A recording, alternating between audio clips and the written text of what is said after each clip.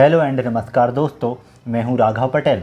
आज हम बात करेंगे एक तरफा डाइवोर्स कैसे लें। हाँ, डाइवोर्स लेने की क्या प्रक्रिया है और कौन कौन से कारण हैं जिनके आधार पर एक तरफा डाइवोर्स लिया जा सकता है।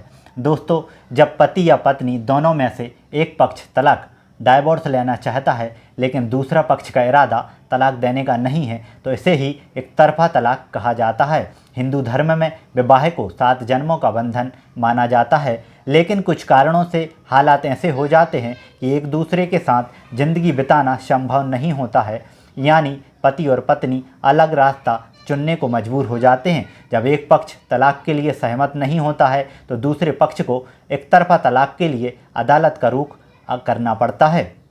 अदालत के जरिए एक तरफा तलाक के लिए किसी एक आधार का होना जरूरी है। यहाँ से पहला कारण है व्यभिचार। तलाक या डाइवोर्स लेने के लिए सबसे ज़रूरी होता है कि आखिर किस आधार पर तलाक दिया जाएगा। तलाक का सबसे बड़ा आधार यह होता है जब पति पत्नी में कोई एक अपनी यौन इच्छा से किसी दूसरे के साथ संबंध बनाता है। अगर ऐसी स्थिति है तो आप अदालत में केस कर सकते हैं, परंतु इसके लिए चरित्र पर सवाल उठाने के लिए पर्याप्त सबूत होने चाहिए। गलत आचरण को सिद्ध करने के लिए आपके पास सबूत होने चाहिए। दूसरा कारण है क्रूरता।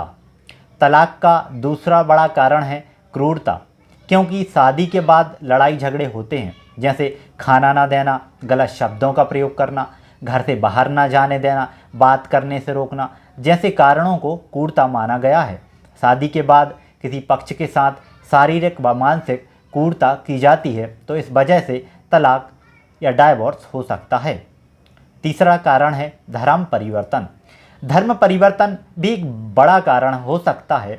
अगर पति या पत्नी में से किसी एक ने अपना धर्म परिवर्तन कर लिया है तो ऐसी स्थिति में तलाक या डाइवोर्स हो सकता है। चौथा है मानसिक विकार। अगर पति या पत्नी में से कोई भी मानसिक रूप से अस्वस्थ है व मानसिक बीमारी के कारण शादी जैसे आवश्यक कर्तव्यों को पूरा करने में असमर्थ है तो ऐसी स्थिति में डाइवोर्स के केस को अदालत में डाला जा सकता है। मानसिक रोगी के मामले में अदालत तुरंत संज्ञान लेती है। पांचवा कारण है दोस्तों अलगाव। जब शादी होने के बाद पति और पत्नी एक दूसरे के साथ 2 साल से नहीं रहे हों तो ऐसी स्थिति में डाइवोर्स के लिए सहमति की आवश्यकता नहीं होती है। इस आधार पर भी आसानी से तलाक दिया जा सकता है। छठवां कारण है यौन शोषण। यौन शोषण तलाक लेने का बड़ा कारण हो सकता है।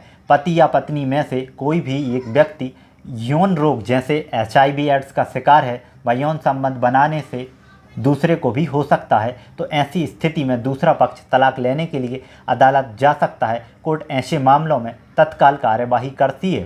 7वां कारण है मौत का अनुमान। अगर पति या पत्नी में से कोई भी 7 सालों से लापता है, या हम कह सकते हैं कि पति या पत्नी के जीवित रहने के बारे में 7 साल तक नहीं सुना गया है, या हम कहें कि लापता जीवन साथी के बारे में पिछले 7 साल से कोई भी इन्फॉर्मेशन नहीं मिल रही है तो ऐसी स्थिति में कोर्ट में तलाक के लिए अर्जी डाली जा सकती है। 8वां कारण है संसार का त्याग।